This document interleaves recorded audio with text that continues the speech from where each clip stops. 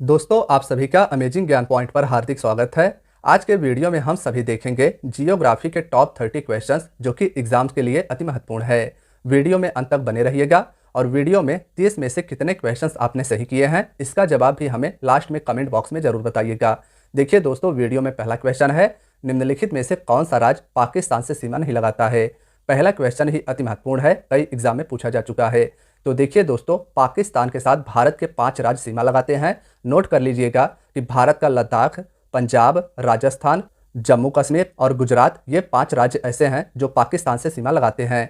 इन्हें आप सभी मैप में भी देख सकते हैं। यह पुराना मैप है, लेकिन यहाँ पर स्थित है लद्दाख जो पाकिस्तान के साथ सीमा लगाता है। जम्मू कश्मीर भी पाकिस्तान के साथ सीमा लगाता है। पंजाब राज्य भारत का पाकिस्तान से सीमा लगाता है। राजस्थान भी पाकिस्तान से सीमा लगाता है और गुजरात, ये 5 राज्य ऐसे हैं जो पाकिस्तान के साथ सीमा लगाते हैं। दोस्तों, इनमें से एक और क्वेश्चन इंपॉर्टेंट है कि पाकिस्तान के साथ भारत का कौन सा राज्य सबसे ज़्यादा सीमा रेखा लगाता है, तो राजस्थान याद रखिएगा। बात की जाए ओवरऑल तो पाकिस्तान के साथ भारत की कुल 3,323 किलोमीटर लंबी सीमा रेखा है। और दोस्तों, भारत और पाकिस्तान के बीच में जो सीमा रेखा है उसे रेड क्लिफ रेखा के नाम से जाना जाता है। तो इतने क्वेश्चंस को आप पहले क्वेश्चन से याद रखिएगा। बात करें इस क्वेश्चन के आंसर की, तो देखिए दोस्तों, इसका option D Haryana right answer रहेगा। इनमें से गुजरात, राजस्थान और पंजाब, ये 3 राज्य ऐसे हैं जो पाकिस्तान के साथ सीमा लगाते हैं, जबकि हरियाणा पाकिस्तान के साथ सीमा नहीं लगाता है। क्वेश्चन नंबर 2 है, इलायची की पहाड़ियाँ भारत में कहाँ पर स्थित है। इलायची यानी कार्डमम की पहाड़ियाँ भारत में कहाँ स्थित है, तो ऑप्शन सी केरल इसका राइट आंसर रहेगा।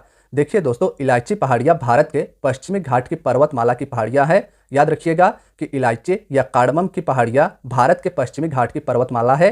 कार्डमम का हिंदी अर्थ इलायची होता है। भारत के भौगोलिक दृष्टिकोण से यह दक्षिण भारत की एक पहाड़ी है जो अन्नामलाई पहाड़ियों के दक्षिण में स्थित है। किसके दक्षिण में स्थित है, तो अन्नामलाई के दक्षिण में स्थित है इलायची की पहाड़ियाँ जो केरल राज्य में स्थित है। क्वेश्चन नंबर 3 है, भारत का सबसे बड़ा संघ राज्य क्षेत्र यानी केंद्र शासित प्रदेश कौन सा है।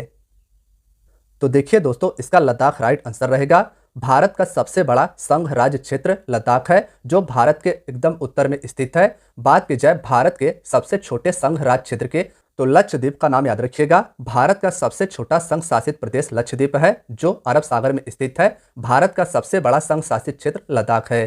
क्वेश्चन नंबर 4 है, भारत का रूर किस औद्योगिक प्रदेश को कहा जाता है। दोस्तों, सबसे पहले हम समझेंगे कि रूर आखिर होता क्या है। तो देखिए, जो कोयला का सघन क्षेत्र होता है उसे रूर प्रदेश कहा जाता है और यह नाम लिया गया है जर्मनी से। जर्मनी में स्थित कोयला के क्षेत्र को रूर कहा जाता है। और भारत के रूर प्रदेश की बात करें तो दोस्तों, दामोदर नदी घाटी भारत का रूर औद्योगिक प्रदेश है। ऑप्शन बी क्वेश्चन नंबर 4 का राइट आंसर रहेगा। साथियों, इसके साथ साथ यह भी याद रखिएगा कि छोटा नागपुर को भी भारत का रूर कहा जाता है। क्वेश्चन नंबर 5 है, निम्नलिखित में से कौन सा राज्य सेवन सिस्टर का सदस्य नहीं है।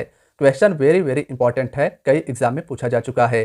तो देखिए साथियों, इसमें जो आपको ध्यान देना है वह यह ध्यान देना है कि भारत के पूर्वोत्तर में स्थित 8 राज्यों में से जो सिक्किम राज्य है वह सेवन सिस्टर का सदस्य नहीं है। अन्य नामों की बात की जाए तो देखिए, अरुणाचल प्रदेश सेवन सिस्टर के अंतर्गत है। नागालैंड भी सेवन सिस्टर्स में आता है। मणिपुर, मिजोरम, त्रिपुरा, मेघालय और असम, ये 7 राज्य भारत के पूर्वोत्तर में ऐसे हैं जो सेवन सिस्टर्स के अंतर्गत आते हैं। तो देखिए साथियों, इसका option D Tripura right answer रहेगा।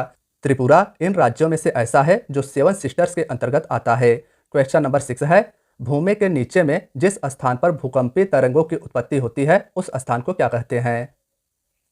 तो देखिए साथियों, 6वां क्वेश्चन भी इंपॉर्टेंट है। भूकंप से संबंधित 3-4 क्वेश्चन ज्यादा करके एग्जाम में पूछे जाते हैं।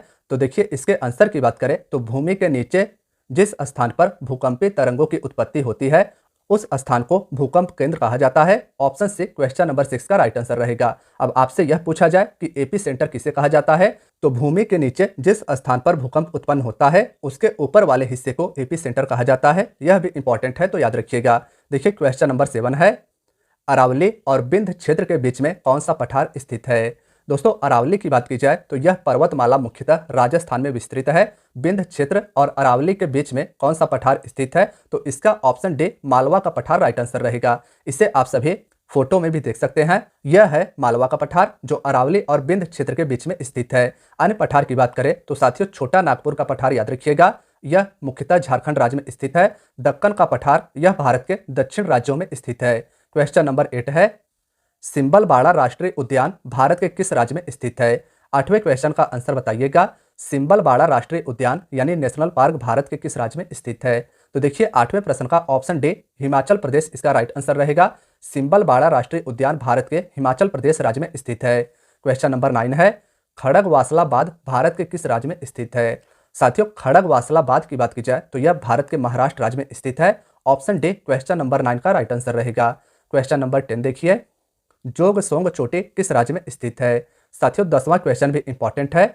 आप सभी को बताना चाहूंगा कि जोगसोंग चोटी भारत, तिब्बत और नेपाल देश के ट्राई जंक्शन पर स्थित है। बात करें कि जोगसोंग चोटी भारत के किस राज्य में स्थित है, तो यह स्थित है सिक्किम में। ऑप्शन बी क्वेश्चन नंबर 10 का राइट आंसर रहेगा। साथियों, भारत की जो सबसे ऊंची चोटी है वह केटू है, जो पीओके में स्थित है। भारत में स्थित भारत की सबसे ऊंची चोटी पूछी जाए हिमालय की, तो कंचनजंगा जो सिक्किम में स्थित है यह भारत की सबसे ऊंची चोटी है। क्वेश्चन नंबर 11 है, अमरावती, हेमावती, अर्कावती, भवानी किसकी सहायक नदियां हैं? तो दोस्तों, ये सभी नदियां अमरावती, हेमावती, अर्कावती, भवानी ये सभी कावेरी की प्रमुख सहायक नदियां हैं। ऑप्शन ए क्वेश्चन 11 का राइट आंसर रहेगा। याद रखिएगा, क्वेश्चन अति महत्वपूर्ण है। अमरावती, हेमावती, अर्कावती और भवानी ये सभी दक्षिण भारत के कावेरी नदी की सहायक नदियां हैं। बात करें कावेरी नदी की, तो दोस्तों कावेरी नदी का उद्गम कर्नाटक राज्य के ब्रह्मगिरी पहाड़ी से होता है। यह नदी कर्नाटक और तमिलनाडु से होते हुए बंगाल की खाड़ी में जाकर अपना मुहाना बनाती है। क्वेश्चन नंबर 12 है, भारत में अधिकतर किस प्रकार के वन पाए जाते हैं? तो देखिए दोस्तों, 12वें क्वेश्चन का ऑप्शन सी उष्णकटिबंधीय पर्णपाती वन इसका राइट आंसर हो जाएगा। तो 12वें क्वेश्चन का ऑप्शन नंबर सी याद रखिएगा, भारत में अधिकतर उष्णकटिबंधीय पर्णपाती वन पाए जाते हैं। क्वेश्चन नंबर 13 है, भारत में कितने समय कटिबंध स्थित है, यानी कि भारत में कुल कितने समय जोन है? तो दोस्तों, इस क्वेश्चन को आसान भाषा में समझिए। विश्व का जो मानक समय माना जाता है वह लंदन के ग्रीनविच से गुजरता है, जिसे 0 डिग्री देशांतर कहा जाता है। वहां से भारत पूर्व में स्थित है, तो भारत का जो मानक समय है वह 82 डिग्री 30 मिनट पूर्वी देशांतर पर स्थित है, जो मिर्जापुर उत्तर प्रदेश से गुजरता है। और बात करें कि भारत में कितने समय कटिबंध यानी जोन है, तो एक समय कटिबंध भारत में स्थित है जो 82 डिग्री 30 मिनट पूर्वी देशांतर पर है। यह लंदन के ग्रीनविच से 5 घंटे 30 मिनट आगे है। क्वेश्चन नंबर 14 है, वायुमंडल में सर्वाधिक मात्रा में विद्यमान अक्रिय गैस कौन सी है? दोस्तों, बात करें वायुमंडल में स्थित गैसों की, तो वायुमंडल में सबसे अधिक नाइट्रोजन गैस पाई जाती है। याद रखिएगा, वायुमंडल में नाइट्रोजन गैस लगभग 78% पाया जाता है, 21% लगभग ऑक्सीजन पाया जाता है। और क्वेश्चन में पूछा गया है कि वायुमंडल में सर्वाधिक मात्रा में विद्यमान यानी स्थित अक्रिय गैस कौन सी है, तो ऑर्गन इसका राइट आंसर रहेगा। देखिए दोस्तों, ऑर्गन की बात की जाए तो 0.93% लगभग वायुमंडल में यह गैस पाई जाती है, जो वायुमंडल में स्थित अक्रिय गैस में सर्वाधिक है। क्वेश्चन नंबर 15 है, एक देशांतर को पार करने में दो स्थानों के स्थानीय समय के बीच में क्या अंतर होता है? तो दोस्तों, आइए हम सभी अक्षांश रेखाएं और देशांतर रेखा को मैप के माध्यम से समझते हैं। जो खड़ी हुई रेखा है इसे देशांतर रेखा कहा जाता है, और जो लेटी हुई रेखा है इसे अक्षांश रेखा कहा जाता है। पृथ्वी को जो दो भागों में विभाजित करने वाली रेखा है उसे भूमध्य रेखा या 0 डिग्री अक्षांश रेखा कहा जाता है। और एक देशांतर को पार करने में दो स्थानों के स्थानीय समय के बीच में कुल 4 मिनट का अंतर होता है। तो इसका ऑप्शन नंबर से राइट आंसर रहेगा। देशांतर रेखाओं के बारे में याद रखिएगा दोस्तों, पृथ्वी पर भूमध्य रेखा पर देशांतर रेखाओं के बीच में कुल 111 किलोमीटर की दूरी होती है, और दो देशांतर को पार करने में 4 मिनट का समय अंतराल होता है। क्वेश्चन नंबर 16 है, पृथ्वी ग्रह की संरचना में प्रवार के नीचे क्रोड निम्नलिखित में से किस एक से बना होता है? दोस्तों, बात करें पृथ्वी की, तो पृथ्वी को मुख्यतः 3 भागों में वर्गीकृत किया गया है। पहला ऊपर जो भूपर्पटी होता है उसे क्रस्ट कहते हैं। दूसरे नंबर पर आता है मेंटल। तीसरा स्थान होता है क्रोड। मेंटल को ही प्रवार कहा जाता है। और प्रवार के नीचे स्थित क्रोड निम्नलिखित में से किस एक से बना होता है? तो यह बना होता है लोहा से। ऑप्शन ए इस क्वेश्चन का राइट आंसर रहेगा। याद रखिएगा कि पृथ्वी का जो सबसे भीतरी हिस्सा होता है उसे क्रोड कहा जाता है, और यह मुख्यतः लोहा से बना होता है। क्वेश्चन नंबर 17 है, सौर मंडल की खोज किसके द्वारा की गई थी? तो इसका option A Copernicus right answer रहेगा। कोपरनिकस के द्वारा सौर मंडल या सोलर सिस्टम की खोज की गई थी। दोस्तों, एक क्वेश्चन और इंपॉर्टेंट है, ग्रहों के गति का नियम केपलर के द्वारा प्रतिपादित किया गया था, यानी केपलर ने ग्रहों के गति के नियम को बताया था। क्वेश्चन नंबर 18 है, स्वेज नहर की लंबाई कितनी है? दोस्तों, क्वेश्चन नंबर 18 अति महत्वपूर्ण है। स्वेज नहर की लंबाई कितनी है? तो देखिए साथियों, मैप में आप सभी स्वेज नहर को देख सकते हैं। स्वेज नहर पर अधिकार मिस्र देश का है। मिस्र को ही इजिप्ट कहा जाता है। अफ्रीका के देश इजिप्ट अफ्रीका के देश इजिप्ट का अधिकार है स्वेज नहर पर, इसके पहले इंग्लैंड का अधिकार होता था। बात करें स्वेज नहर की तो साथियों स्वेज नहर भूमध्य सागर को लाल सागर से जोड़ता है। यह भी क्वेश्चन इंपॉर्टेंट है, कई एग्जाम में पूछा जा चुका है। साथियों एक और क्वेश्चन इंपॉर्टेंट है कि स्वेज नहर के मुहाने पर पोर्ट सईद स्थित है। और स्वेज नहर की लंबाई की बात करें तो दोस्तों यह लगभग 193 किलोमीटर लंबा है। ऑप्शन सी क्वेश्चन नंबर 18 का राइट आंसर रहेगा। क्वेश्चन नंबर 19 है, कोयला किस चट्टान में पाया जाता है? दोस्तों कोयला किस चट्टान में पाया जाता है? तो कोयला मुख्यतः परतदार चट्टान या अवसादी चट्टानों में पाया जाता है। ऑप्शन बी क्वेश्चन नंबर 19 का राइट आंसर रहेगा। याद रखिएगा दोस्तों कि कोयला और पेट्रोलियम यानी नेचुरल गैस परतदार या अवसादी चट्टानों में पाए जाते हैं। क्वेश्चन नंबर 20 है, भूमध्य रेखा पर पृथ्वी का व्यास लगभग कितना होता है? दोस्तों बात करें भूमध्य रेखा यानी 0 डिग्री अक्षांश रेखा की तो यह रेखा पृथ्वी को दो भागों में विभाजित करती है। दोस्तों पृथ्वी के जो उत्तर में स्थित 23 डिग्री 23.5 डिग्री अक्षांश रेखा होती है उसे ट्रॉपिक ऑफ कैंसर यानी कर्क रेखा कहा जाता है। भूमध्य रेखा के दक्षिण में स्थित 23.5 डिग्री अक्षांश की रेखा को ट्रॉपिक ऑफ कैप्रिकॉर्न यानी मकर रेखा कहा जाता है। भूमध्य रेखा पर पृथ्वी के व्यास की बात की जाए तो पृथ्वी का व्यास लगभग 12,756 किलोमीटर या 12,800 किलोमीटर होता है। तो ऑप्शन सी इस क्वेश्चन का राइट आंसर रहेगा। पृथ्वी की परिधि लगभग 40,000 किलोमीटर की होती है और पृथ्वी का व्यास 12,800 किलोमीटर अप्रॉक्स होगा। क्वेश्चन नंबर 21 है, भारत में निम्नलिखित में से किस राज्य की तट रेखा सबसे अधिक है? तो देखिए साथियों आप सभी मैप में देख सकते हैं भारत के गुजरात राज्य की तट रेखा सर्वाधिक है। ऑप्शन डी क्वेश्चन नंबर 21 का राइट आंसर रहेगा। भारत की सबसे लंबी समुद्र से लगने वाली रेखा गुजरात की है जो लगभग 1600 किलोमीटर लंबी है। क्वेश्चन नंबर 22 है, भारत का कुल क्षेत्रफल लगभग कितना है? दोस्तों इस आसान से क्वेश्चन का ऑप्शन डी 32,87,263 वर्ग किलोमीटर राइट आंसर रहेगा। तो इसे भी आप याद रखिएगा। क्वेश्चन नंबर 23 है, प्रायद्वीपीय भारत की सबसे ऊंची पर्वत चोटी कौन सी है? दोस्तों दक्षिण भारत या प्रायद्वीपीय भारत की सबसे ऊंची चोटी की बात की जाए तो अनाईमुडी इसका राइट आंसर होगा। भारत की सबसे ऊंची चोटी केटू या गॉडविन ऑस्टिन है और प्रायद्वीपीय भारत की सबसे ऊंची चोटी पूछी जाए तो अनाईमुडी आपने याद रखना है। क्वेश्चन नंबर 24 है, वृहद हिमालय को अन्यथा किस नाम से जाना जाता है?